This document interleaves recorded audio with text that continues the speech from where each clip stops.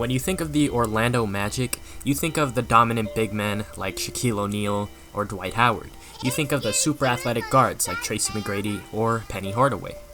However, looking at the Orlando Magic now, it's safe to say they are nothing short of a disappointment. Since the 2012-13 season, they've only made one playoff appearance and have only been over 500 one time. However, with these shortcomings came a lot of lottery picks, which have turned into players such as Victor Oladipo, Aaron Gordon, Mario Hezonja, and Mohamed Bamba. Victor Oladipo is easily the most recognizable and best player on that list, given that he's a two-time All-Star and All-Defensive selection. However, the Orlando Magic let him get away for nothing when they traded him for Serge Ibaka. Aaron Gordon is probably the second most notable person on this list, and to be honest, he hasn't panned out the way people expected. He's an uber-athletic combo forward, but his game really hasn't translated to the NBA, especially the modern NBA. Looking at the present day, the warrant is still out for Mohamed Bamba. He has a lot of time to develop given that he's super young and it's only his second year in the league, so only time will tell whether or not he's a bust or not.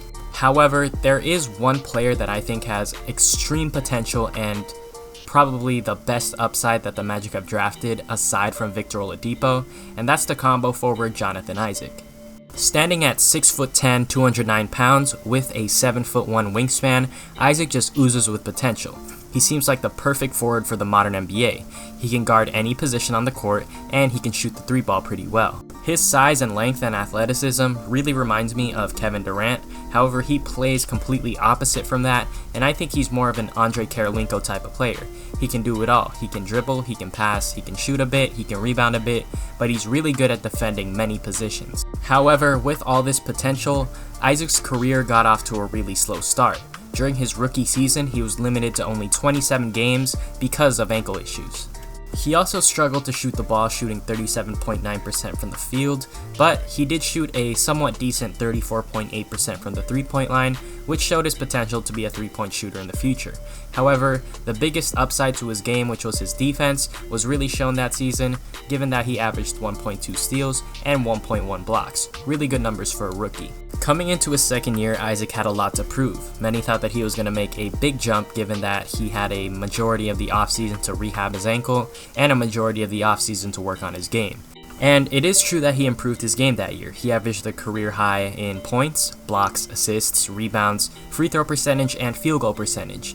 However, some were kind of disappointed that he didn't take a much bigger leap, while others were happy that he was taking steps in the right direction. This situation is very similar to Rudy Gobert, the center of the Utah Jazz, after he had his initial breakout season.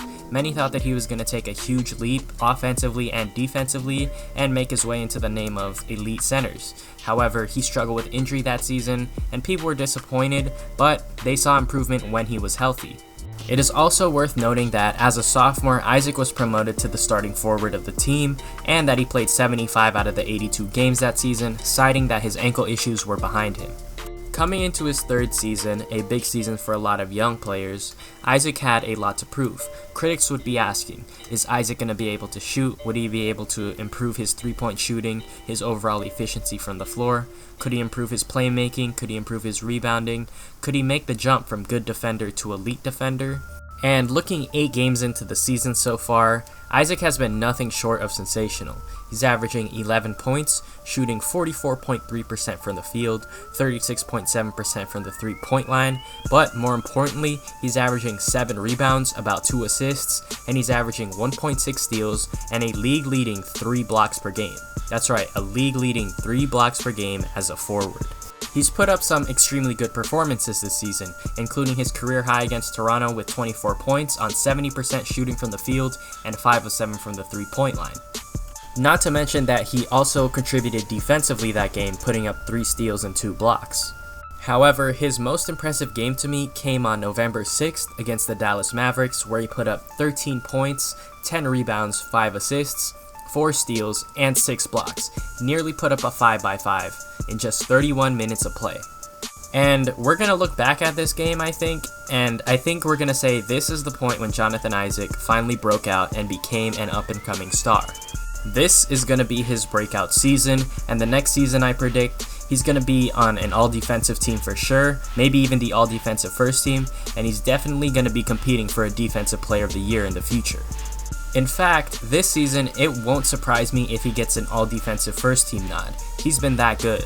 However, only time will tell whether or not Isaac develops into the star that I think he's going to, and a lot of people think he's going to as well. What I'd like to see from him is him continuing to expand his offensive game and continuing to work on his defense. Yeah, I know, it seems like, oh, it's common sense, yeah, but it's easier said than done. I think Isaac still has a way to go with his jump shot. I think he needs to find a way to be a more versatile scorer. He can't just be a cutter, a driver, and a three-point shooter. I think he has to be able to make his own shot, and then we can finally call him an elite player in the NBA. If he's able to do this at his peak, I can see him averaging around 18 points per game, grabbing about 8 to 9 rebounds, getting 3-4 assists per game, while also averaging 2 steals and maybe 2 to 3 blocks per game.